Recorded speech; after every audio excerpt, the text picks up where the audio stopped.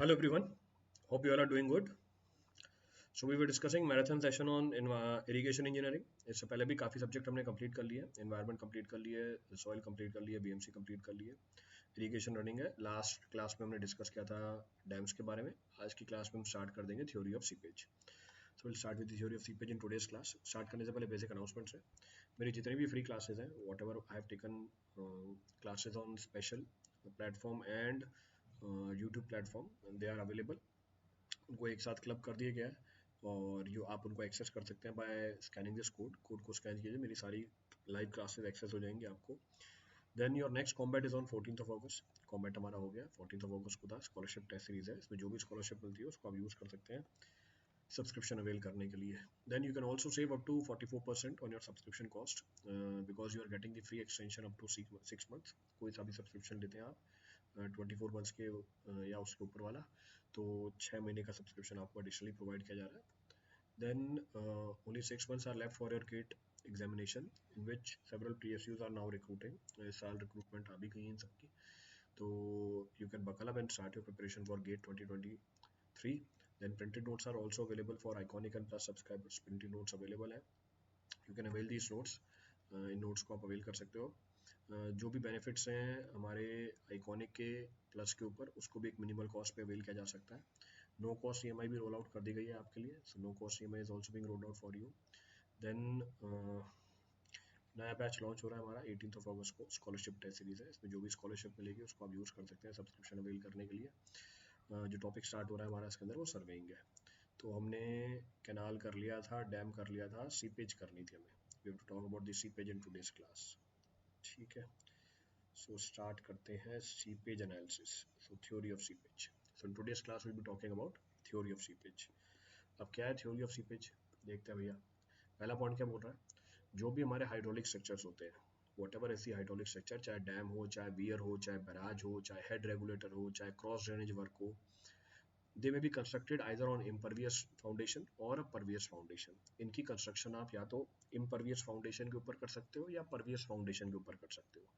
तो mostly India में ये जो भी हाइड्रोलिक स्ट्रक्चर है ये बने हुए हैं परवियस एल्यूवियल सॉइल फाउंडेशन के ऊपर। अब क्योंकि मोस्टली इंडिया के अंदर एल्यूवियल सॉइल ही है, नदर्न रीजन के अंदर, वहीं पर ये हाइड्रोलिक स्ट्रक्चर्स की प्रेजेंस ज़्यादा है, तो जनरली ये बने हुए हैं कहाँ पर, एल्यूवियल सॉइल के ऊपर जो परवियस होती है। अब क्योंकि ये परवियस होती है, पानी क्या कर जाता है इसके नीचे, सीप कर जाता है। So water is observe to seep beneath this foundation, जिसकी वजह से फेलियर होता है हाइड्रोलिक स्ट्रक्चर्स का। दो मोड है फेलियर के हाइड्रोलिक स्ट्रक्चर के। पहला failure is due to piping, दूसरा फेलियर है ड्यू टू सीपेज। तो दो मोड ऑफ फेलियर है, एक फेलियर ड्यू टू पाइपिंग है, दूसरा फेलियर ड्यू टू सीपेज है। So there are two mechanisms of the failure which is being observed. दो मैकेनिज्म हमारे फेलियर के जो ऑब्जर्व होते हैं। पहला उठाते हैं, the first of the mechanism is termed as what. पहली मैकेनिज्म क्या है हमारी, पहली मैकेनिज्म है failure due to piping. The first of the mechanism which is available is termed as failure due to piping. अब कैसे होता है फेलियर ड्यू टू पाइपिंग, जो हमारा पर्कुलेटिंग वाटर है ये ट्रैवल करता है from upstream to downstream. The percolating water travels from upstream to downstream. अब ये अपस्ट्रीम डाउनस्ट्रीम बताने के लिए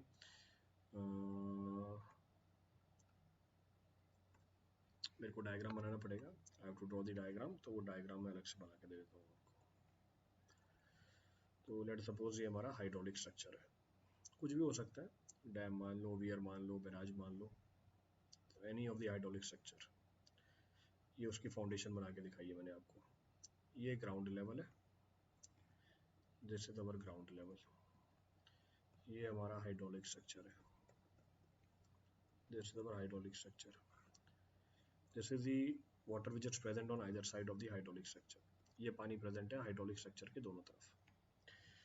तो हमने पहला उठाया failure due to what, the first of the failure is due to piping. तो पहली जो फेलियर है वो किसकी वजह से, पाइपिंग की वजह से। अब क्या है पाइपिंग की वजह से फेलियर, जो हमारा पर्कुलेटिंग वाटर है ये ट्रैवल करता है।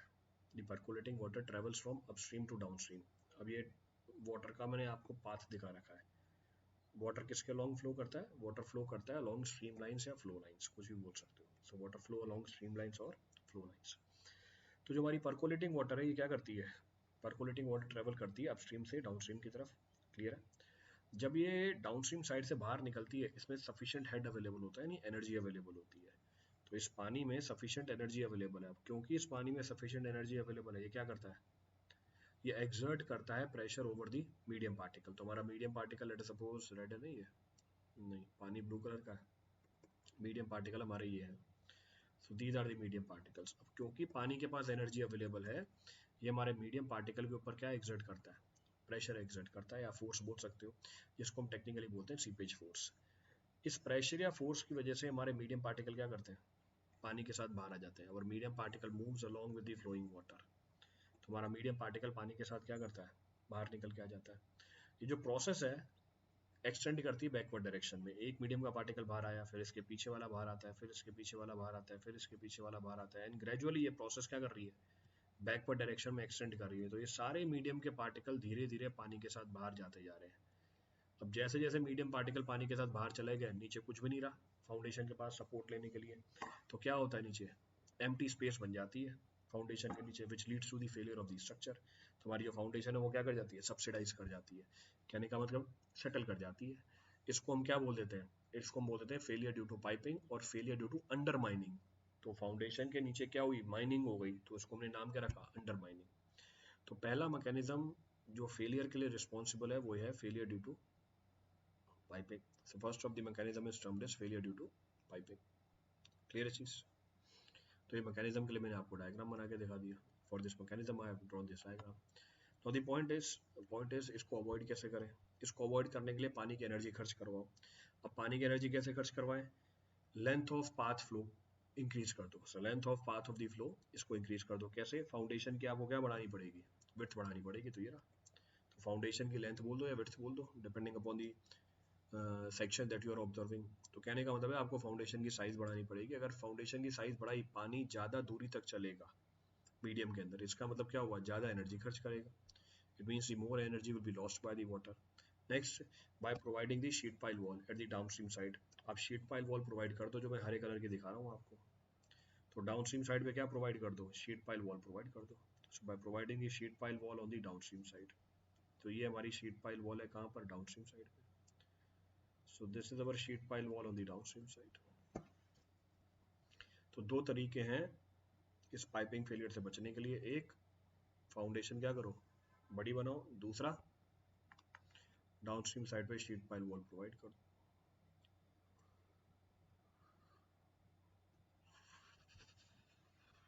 क्लियर है।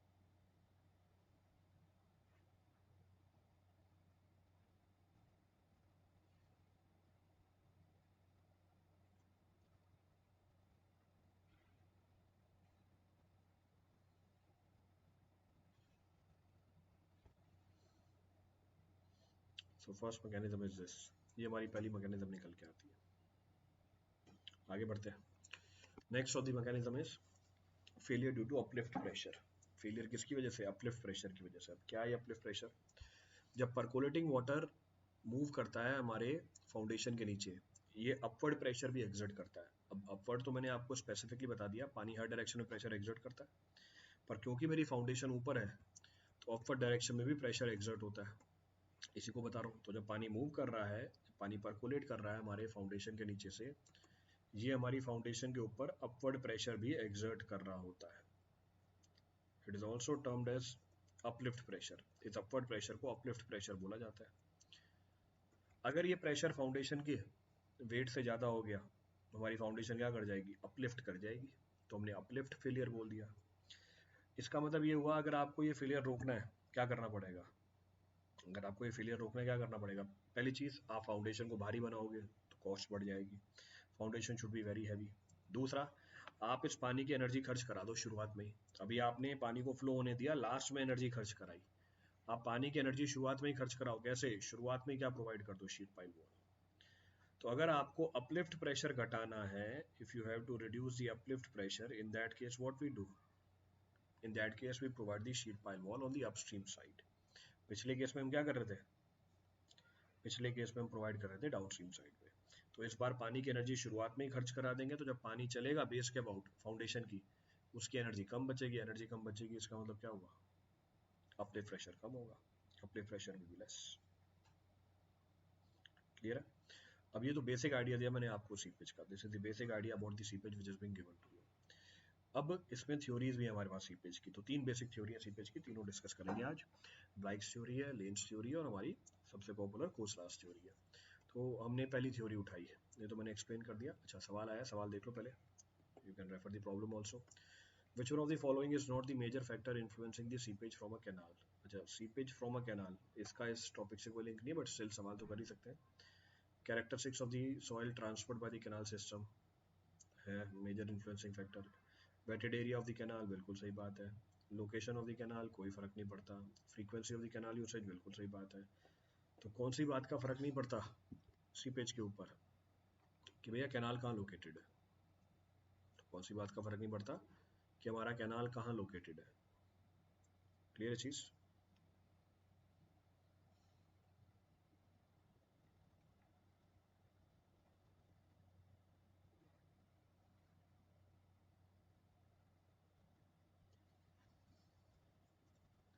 चलो आगे बढ़ते हैं। Next point of reference, next point of reference is theories कौन कौन सी है हमारे पास सीपेज की। पहली theory, Bligh's creep theory of seepage. अब ब्लाइक्स की क्रीप थ्योरी क्या है सीपेज की? क्रीप का मतलब होता है रेंगना। अब क्या क्या अजम्पशन है इसके अंदर? फर्स्ट अजम्पशन, पहली अजम्पशन, ब्लाइक ये बोलता है कि जो हमारा परकोलेटिंग वाटर है follows the outline of the base of the foundation of the hydraulic structure. It means the water creeps along the bottom contour of the structure. इस बात को समझने के लिए डायग्राम देख लो। तो अगर ये मेरी फाउंडेशन है तो वाटर कैसे क्रीप कर रहा है? जो हमारा स्ट्रक्चर है उसके कॉन्टूर के लॉन्ग क्रीप कर रहा है। तो शीट पाइल वॉल दे रखी है, तो पानी क्रीप करने के लिए कैसे फॉलो करता है? बेस ऑफ द स्ट्रक्चर को फॉलो करता है। तो जो भी आपका बेस ऑफ स्ट्रक्चर है उसके लॉन्ग पानी सीप करेगा। तो इसकी अजम्पशन है कि जो परकोलेटिंग वाटर है it follows what? It follows the outline of the base of the foundation of hydraulic structure. It means the water will creep along the bottom contour of the structure। पानी creep करेगा bottom contour of structure को। Next point of reference, ये जो पानी ने path travel किया, ये जो पानी ने पाथ ट्रेवल किया इसको हम क्या बोल देते हैं? ये जो पानी ने पाथ ट्रेवल किया इसको हम क्या बोल देते हैं? क्रीप लेंथ बोल देते हैं। It is technically termed as creep length. तो जो लॉस ऑफ हेड है वो डायरेक्टली प्रोपोर्शनल है किसके? जो लॉस ऑफ हेड है वो डायरेक्टली प्रोपोर्शनल है किसके? क्रीप लेंथ के। So loss of head is directly proportional to the creep length. Clear है चीज? नेक्स्ट, ब्लाइग ये बोलता है कि कोई डिस्टिंक्शन नहीं है between horizontal and vertical creep. ये डायग्राम में दिख रहा है। तो अगर शीट पाइल वॉल है वर्टिकल क्रीप है, फाउंडेशन है या फुटिंग है हमारी तो हॉरिजॉन्टल क्रीप है। तो ये हॉरिजॉन्टल क्रीप है, ये वर्टिकल क्रीप है।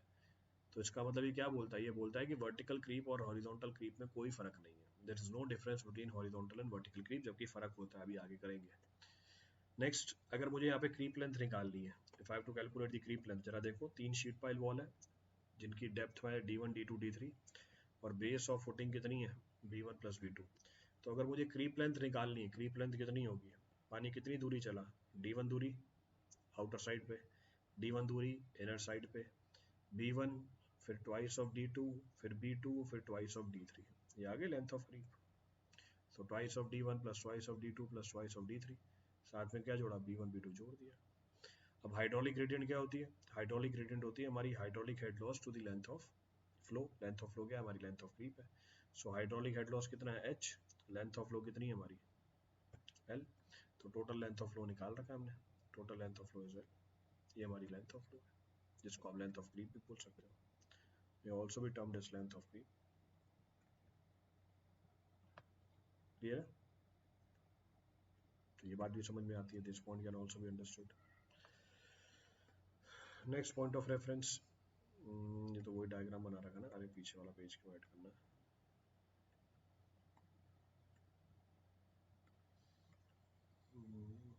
क्या बना के लिखा है?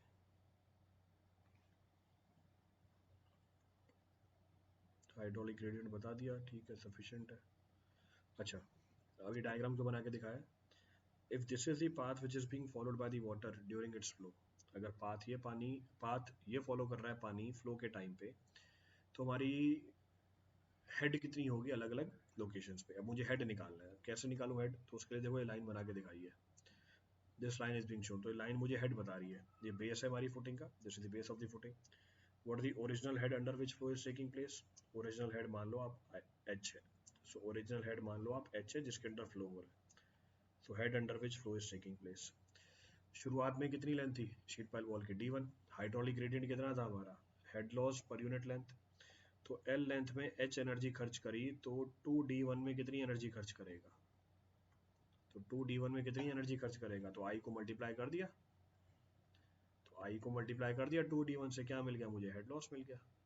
तो हमने क्या किया, I इंटू 2d1 घटा दिया, तो टोटल हेड में से क्या घटाया, I इंटू 2d1 घटा दिया, मुझे क्या मिल गई, बची हुई एनर्जी मिल गई, और ये सडनली डिक्रीज होगी।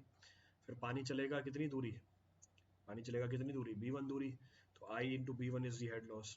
फिर सडनली कितनी एनर्जी खर्च होगी, I into 2 times of d2, suddenly this head loss will take place. फिर पानी कितनी दूरी चलेगा, b2, फिर कितनी एनर्जी खर्च होगी, I इंटू b2 एनर्जी खर्च होगी। फिर सडनली कितनी एनर्जी खर्च हुई, I into 2 times of d3, this is the energy which is being lost. तो ये लाइन क्या बता रही है मुझे, अलग अलग पॉइंट पे हेड बता रही है। This line is indicating the head at different points, तो अलग अलग पॉइंट पे हेड निकाला जा सकता है इसकी मदद से। तो हेड कैलकुलेट कर लिया, तो हेड इज बीइंग कैलकुलेटेड। अब क्या बोल रहा है, ब्लाइक बोल रहा है कि अगर आपको पाइपिंग बचानी है, if you have to avoid the piping, तो उस केस में जो हमारा एवरेज हाइड्रोलिक ग्रेडियंट है should be less than equal to 1/c, where c is what, Bligh creep coefficient, जो डिपेंड करता है सिर्फ सॉइल के ऊपर। तो अगर आपको पाइपिंग रोकनी है तो हमारी hydraulic gradient should be less than equal to 1/c, where c is what, Bligh creep coefficient, और जो डिपेंड करती है टाइप ऑफ सॉइल के ऊपर। किस सॉइल के लिए कितनी वैल्यू है c की, वो आपको अलग से बता रखा है। So different values of C is being given to you.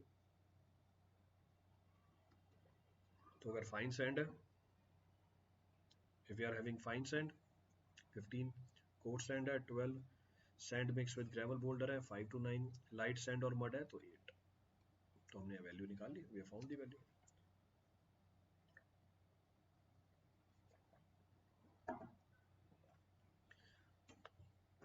तो इसकी मदद से आप हाइड्रोलिक ग्रेडियंट भी निकाल सकते हो। With the help of this we can calculate the hydraulic gradient also।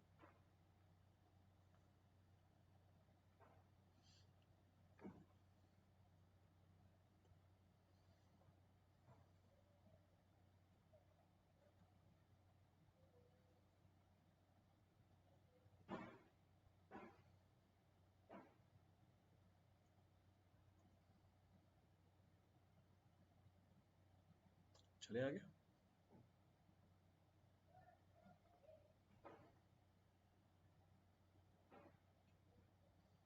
shall we continue? चलो, next point of reference, now to prevent the uplift pressure failure, so in order to prevent the uplift pressure failure, उस case में क्या होना चाहिए, the weight of the foundation should be greater then the uplift pressure, हमारे foundation का wait uplift pressure से ज़्यादा होना चाहिए। तो मैंने पॉइंट पी कंसीडर किया at the bottom of the foundation. यहाँ पर अपलिफ्ट प्रेशर निकाल सकते हैं, I can calculate the uplift pressure, कितना होगा, height of the water above the concern point h plus T, ये हेड है, प्रेशर निकालने के लिए गामा डब्ल्यू से मल्टीप्लाई किया, फोर्स निकालने के लिए एरिया से भी मल्टीप्लाई कर दिया। क्लियर है चीज़। तो अगर अपलिफ्ट फोर्स निकल के आ गया तो हम बोलेंगे फॉर नो फेलियर वेट क्या होना चाहिए, तो मैंने डायरेक्टली एक्सप्रेशन लिख दिया है। So now I will say for no failure, calculate करके दे देते हैं, तो बोलेंगे सर कैसे लिख दिया ये, so I will say for no uplift weight should be greater than equal to what, weight uplift pressure से ज़्यादा होना चाहिए। वेट कितना होगा हमारे कंक्रीट का, unit weight of concrete into volume of concrete, this should be greater than equal to what, h plus T gamma w into area.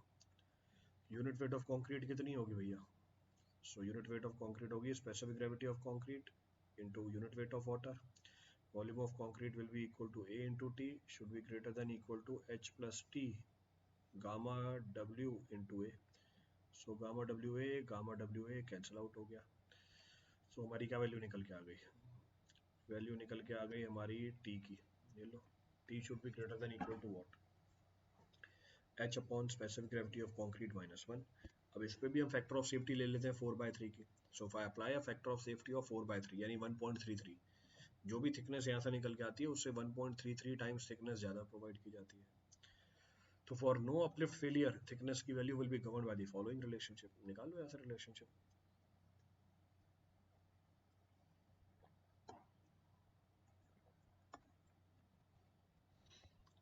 तो ये हमारी होती है ब्लाइक्स क्रीप थ्योरी, तो इसके अजम्पशंस ध्यान रखने हैं, इसमें फेलियर बचाने की दोनों कंडीशन ध्यान रखनी है। नेक्स्ट चीज, which one of the following is the purpose of providing the downstream sheet pile in the barrage? To control the failure due to piping by high value of exit gradient, सही बात है. To control the failure due to scouring, to stop the failure due to sliding, to stop the failure due to uplift pressure, no. Answer is A. Piping failure बचाने के लिए provide करते हैं. Next point क्या बोल रहा है भैया, लिमिटेशन क्या क्या है हमारे ब्लाइक्स थ्योरी के. What are the limitations of the Bligh's theory? बहुत सारे लिमिटेशंस है ब्लाइक्स थ्योरी के. क्या क्या लिमिटेशन है? इसने हॉरिजॉन्टल और वर्टिकल क्रीप के बीच में कोई डिफरेंस नहीं माना.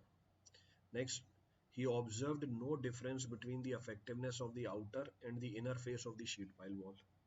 इसने कोई डिफरेंस नहीं माना जो आउटर फेस है और जो इनर फेस है शीट पाइल वॉल की. उसमें जब बताया था कि जो आउटर वॉल है, आउटर फेस है वॉल का ज़्यादा इफेक्टिव होगा, इनर फेस कम इफेक्टिव होगा.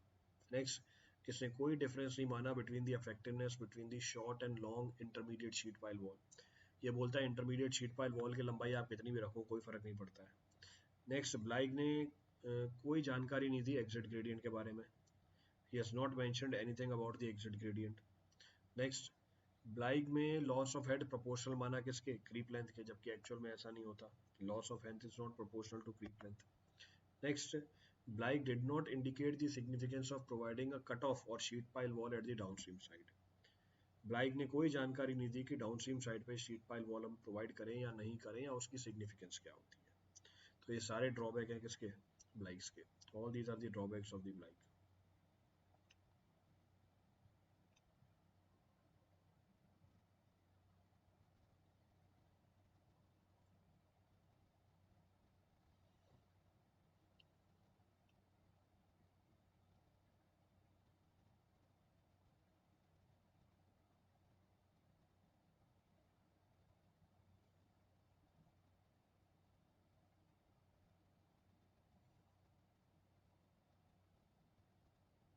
नोट कर लिया सबने?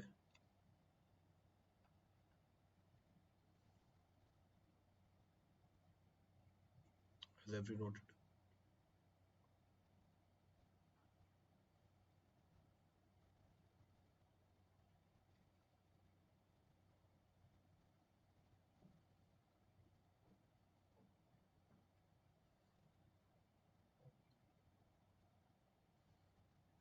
कर लिया.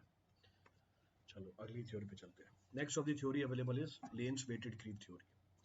अब लेन्स वेटेड क्रीप थ्योरी नाम में लिखा हुआ है वेटेड क्रीप थ्योरी. लेन ने ये ऑब्जर्व किया जो वर्टिकल क्रीप लेंथ है वो ज़्यादा इफेक्टिव है हेड लॉस कैरी आउट करने में देन हॉरिजॉन्टल क्रीप लेंथ. तो फिर इसने वेटेज प्रोवाइड कर दी. इसने वेटेज दी 1 की वर्टिकल क्रीप को, वेटेज दी 1/3 हॉरिजॉन्टल क्रीप को. तो ब्लाइक की पिछली ड्रॉबैक क्या थी? पिछली ड्रॉबैक में हमने ये लिखा था कि इसने ऑब्जर्व किया कि कोई डिफरेंस नहीं है हॉरिजॉन्टल और वर्टिकल क्रीप के अंदर. इसने उस पहली ड्रॉबैक को एलिमिनेट कर दिया. ऐसे बोला नहीं, जो वर्टिकल क्रीप है वो ज़्यादा सिग्निफिकेंट है हॉरिजॉन्टल क्रीप से, और उसने वेटेज दे दिया 1 का वर्टिकल क्रीप को, 1/3 का हॉरिजॉन्टल क्रीप को. तो बस पहली लिमिटेशन एलिमिनेट करी इसने, बाकी सारी लिमिटेशन इसमें भी है. तो अगर मुझे यहाँ पे लेंथ निकालनी है, अगर मुझे यहाँ पर लेंथ निकालनी है फ्लो की, तो क्या लिखोगे? 1 into vertical creep length, 1/3 into horizontal creep length. तो ये हमारी टोटल लेंथ ऑफ क्रीप निकल के आ जाएगी. फिर ये भी क्या बोलता है? To prevent the piping failure हमारी average hydraulic gradient should be less than CW. CW क्या है? लेंस क्रीप कोफिशिएंट, जो डिपेंड करती है टाइप ऑफ सॉइल पे. और अगर आपको प्रिवेंट करनी है अपलिफ्ट फेलियर, तो thickness should be greater than equal to H/G-1. G क्या है? Specific gravity of concrete. Concrete की स्पेसिफिक ग्रेविटी है वो.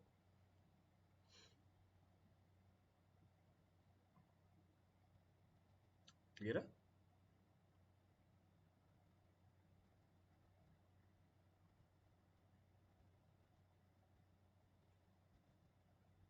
कोई सा पॉइंट रिपीट करना हो तो ये हमारी दूसरी थ्योरी निकल के आ गई.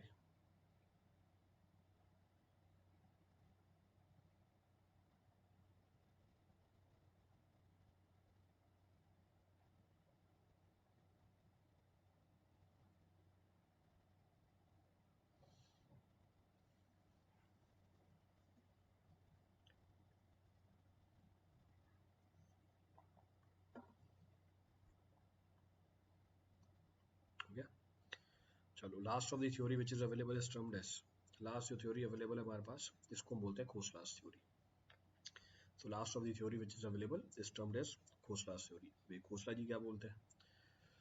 खोसला जी ने मॉडिफाई की पीछे वाली थ्योरी को भी। खोसला जी ये बोलते हैं the outer face of the end sheet pile wall, जो आउटर फेस है हमारी एंड शीट पाइल का, वो ज़्यादा अफेक्टिव है देन द इनर फेस और the horizontal length of the floor. तो इसने बोला पहली चीज वर्टिकल क्रीप ज़्यादा अफेक्टिव हॉरिजॉन्टल क्रीप से। वर्टिकल में भी outer face of the sheet pile wall is more effective than the inner. तो इसका मतलब इसने पिछले वाले को ड्रॉबैक को एलिमिनेट किया। फिर ये भी बोलता है जो इंटरमीडिएट शीट पाइल वॉल है, if the size of that intermediate sheet pile wall is same than that of the outer one or smaller than the outer one, it would be ineffective in causing the head loss। इसके लिए diagram देखो, intermediate sheet pile wall आपने छोटी दे the outer से, भैया कोई फायदा नहीं है इसका। नेक्स्ट जो आउटर फेस है वो हेड लॉस कराने में ज़्यादा अफेक्टिव होगा than the inner, moreover than the horizontal length also. तो ये वाली इसने मॉडिफिकेशन करी, तो outer face of the end sheet pile wall is more effective than the inner face in carrying out the head loss. Next point क्या बोला, इसने exit gradient को भी सिग्निफाई किया। जैसे बोला the piping of the floor is started from the tail end, जो end point दिखाया था आपको, when the exit gradient becomes more than the critical hydraulic gradient. जब हमारी एग्जिट ग्रेडियंट किससे ज़्यादा हो जाए, क्रिटिकल हाइड्रोलिक ग्रेडियंट के लिए। तो पाइपिंग फेलियर के लिए इसने सिग्निफिकेंस बताई किसकी, एग्जिट ग्रेडियंट की। तुम्हारी exit gradient critical hydraulic gradient से अगर ज़्यादा हो गया तो क्या हो जाएगी, पाइपिंग हो जाएगी। Next, it is absolutely necessary to have a deep sheet pile at the downstream end of the floor to avoid the piping failure। अगर आपको पाइपिंग फेलियर बचाना है तो एब्सोल्युटली नेसेसरी है कि क्या प्रोवाइड करो, deep sheet pile wall provide करो। कहाँ पर, downstream end of the floor पे। तो मैंडेटरी है, वहाँ पे देनी पड़ेगी आपको। क्लियर है चीज। Next, seeping water does not creep along the bottom of the contour. जो सीपिंग वाटर है वो कॉन्टूर के लॉन्ग नहीं चलता, फ्लोर के बॉटम के, वो तो किसके लॉन्ग चलता है, फ्लो लाइन और स्ट्रीम लाइन के लॉन्ग चलता है। पीछे क्या मान लिया था, बॉटम कॉन्टूर के लॉन्ग चलता है, एक्चुअल में किसके लॉन्ग चलता है, फ्लो लाइन और स्ट्रीम लाइन के लॉन्ग चलता है। तो ये सारी अजम्पशंस हैं इसकी। तो किसके लॉन्ग चल रहा है पानी, पानी तो हमारा स्ट्रीम लाइन या फ्लो लाइन के लॉन्ग चल रहा है। Water is flowing along stream line और फ्लो लाइन।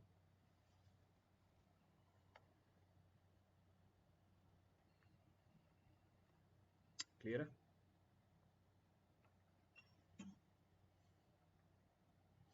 तो पीछे वाली जितनी भी ड्रॉबैक थी उन सबको एलिमिनेट किया इसने उठा के। All the drawbacks are being eliminated, सारे ड्रॉबैक को एलिमिनेट करता है ये। चलो आगे बढ़ते हैं। नेक्स्ट पॉइंट क्या बोली थी आपको, इन क्रिटिकल कंडीशन हमारी हाइड्रोलिक ग्रेडियंट किसके बराबर हो जाएगी, क्रिटिकल हाइड्रोलिक ग्रेडियंट के बराबर हो जाएगी। Critical hydraulic gradient is equal to G minus one into one minus eta. अगर हम फाइन सैंड या कोर्स सिल्ट की बात करें, जी की वैल्यू होती है 2.65, वॉइड रेशियो होता है 0.65। वैल्यू पुट करें तो इसमें क्रिटिकल हाइड्रोलिक ग्रेडियंट अप्रोक्सीमेटली बना जाता है। तो अगर पाइपिंग नहीं चाहिए हमें, if you don't want piping, तो अगर हमें पाइपिंग नहीं चाहिए, so if you don't want piping, हमारी आई की वैल्यू किससे कम होनी चाहिए, वन से कम होनी चाहिए। Our hydraulic gradient should be less than equal to one. So hydraulic gradient की वैल्यू वन या वन से कम निकल के आनी चाहिए। उसी तरीके से ऑन द सेम लाइंस हम कितनी फैक्टर ऑफ सेफ्टी देंगे against piping, it is equal to critical hydraulic gradient upon hydraulic gradient. तो क्रिटिकल हाइड्रोलिक ग्रेडियंट 1 है, हमारा हाइड्रोलिक ग्रेडियंट 0.5 है, तो फैक्टर ऑफ सेफ्टी कितनी हो गई, 1/0.5 विच इज 2। तो फैक्टर ऑफ सेफ्टी कितनी हो गई, तो 1/0.5 विच इज इक्वल टू 2, और 2 के बराबर निकल के आ जाएगा, टू बी इक्वल। तो ये बात भी एनालाइज कर सकते हो। अच्छा, जनरली फैक्टर ऑफ सेफ्टी कितनी रखी जाती है, फैक्टर ऑफ सेफ्टी रखी जाती है 4 से 5 के बीच में। Factor of safety is kept in the range of 4 to 5।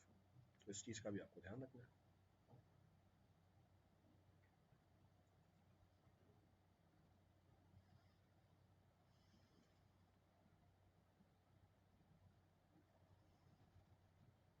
Clear है।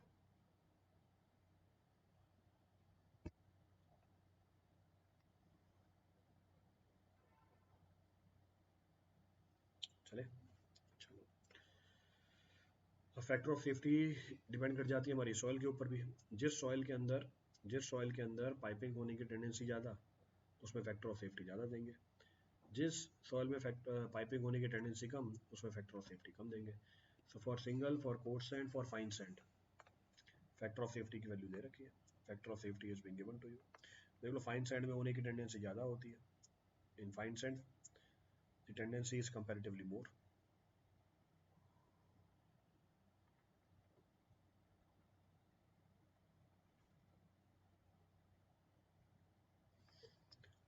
क्लियर है पूरी कहानी। सिंगल सॉइल होती है, single is a type of well drained soil जो बहुत ही शैलो लेवल पे मिलती है, so it is a well drained soil. तो आप बोल सकते हो सिंगल क्या है, well drained soil, it is a well drained soil. तो शैलो लेवल पे पाई जाती है, it is found at the shallow level. Next, exit gradient as per Khosla theory है। तो खोसला थ्योरी के हिसाब से हमारी एग्जिट ग्रेडियंट कितनी होनी चाहिए? सो exit gradient as per Khosla theory is given by the following relationship. अब ध्यान रखने से डायरेक्टली सवाल आता है, h by d into 1 upon pi into square root of lambda, या d क्या है इसके अंदर, depth of the downstream sheet pile, h क्या है, total head under which flow is taking place, lambda क्या है, 1 plus square root of 1 plus alpha square by 2 का वैल्यू, जिसमें अल्फा क्या है, अल्फा है हमारी b by t, where b is the total length of the horizontal floor. वो total length है हमारे हॉरिजॉन्टल फ्लोर की। क्लियर है?